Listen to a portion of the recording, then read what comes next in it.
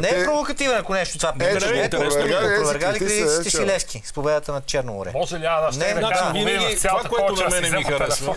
Един критик никога не може да бъде опроверган. И в този отговор на зрителите, това, което ми харесва, че публиката на Левски е много критична. Тя винаги е била такава. Левски вчера изигра един от най-добрите си, ако не е най-добрия си матч, откакто Хубчев е начало на отбора. В смисъл, че го изигра от начало до края. Те имаха и други мачове, никак не лошо изиграни. Но вчера специално това, което ми хареса, отбора не е нещо особено. Той няма, и аз го казах и миналия път, той няма качество да бъде нещо особено, да блести. Но това е един работлив отбор.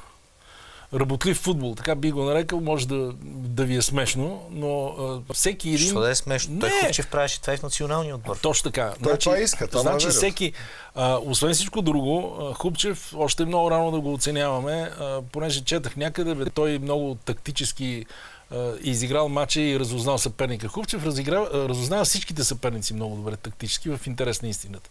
Дори в оне провал първия матч срещу Ларнака, когато беше, значи той не може да предвиди, че ще останат с човек по-малко в последната минута. И матч си вървеше много добре.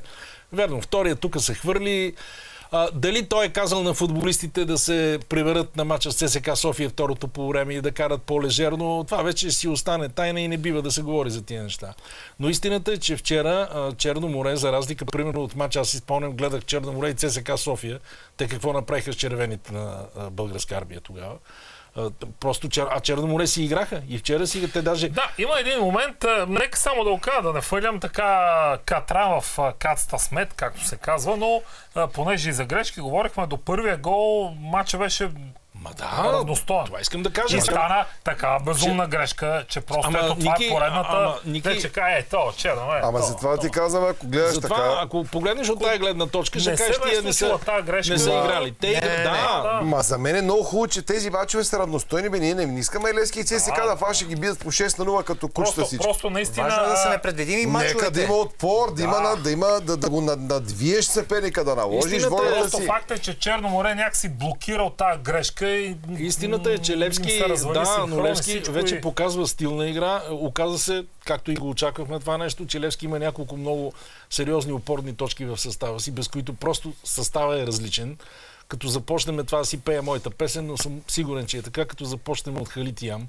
Защото в момента, в който Халит Ям се върна в Левски, играта на халфовата линия се промени. Позитиви вчера, понеже много сме го хокали тук и за Мартин Райнов, който направи добър мач вчера. Робърта, просто ме е страх да го похваля още това момче. В него има огромен хляб. Аз само ще се включа тук. В моя влог го отбелязах с нощи. Гледах мача през нощта, защото се върнах късно, но Робърта ми напомни за Гара Дембеле с едно действие вчера. Много малко централни нападатели вкарват гол под ъгъл в близкия ъгъл. Стрелят се в далечния ъгъл. Той е по-отворен и така нататък. Играчи, които стрелят в близкия ъгъл, имат самочувствие и си вярват в себе си. Аз съм убеден в това, защото познавам футболна психология. Аз се среща да ви запаля фитила. Все пак няколко провокации ще пусна. Аз не успях. Първо, как ЦСКА София? Не успях, оставих ви да си пеете. Не успях, че матча си заспах их, че ама тия така грешка направиха, че... Къде заспал 20-та минута? Добре, може да кажа и аз нещо. Първо, като се сетихте за гола на Робърта, може ли това да се тълкува като вратарска грешка, като ти вкарат гол в близкия ъгъл? Много е трудно. Ти като човек сам срещу вратаря, вече вратаря нормално да тръгне... То не беше точно сам срещу вратаря. Няма защитник между тях. Той е сам. Явка, удара беше, трябва да кажем, много остър беше удара, много силен и сравнително. Вратаря тръгва инстинктивно надясно. Аз не мисля, че всеки вратар ще милиметър хванат в крачка ще означава, че той не може да мръдне вече, като близкия ъгъл, топката е вътре. Много малко нападатели го правят, защото е по-трудно. И да свършим с позитивите. Паулиньо, който си връща формата от миналата година. Станислав Иванов определено трябваше да се види, че трябва да играе, за да може да си покаже качествата. И за да ти запала па на тебе фитила. Да. Искам да ти кажа, че окей, победата си е победа и тя е най-важна. Значи тук въобще няма абсолютно никакъв спор. Мога да си много зле и да си спечелиш мачовете си на първо място. Когато Любко беше начало на Левски преди 3 години, Левски нищо не играеше, но си взимаше мачовете с по 1-0, 2-1, такива кьореви резултати и беше на първо място. После тръгнаха сривовете. Погледнеш играта, обаче вие сега много хубаво. Миналата седмица воля за победа изравнили на Левски. 2-2 окей.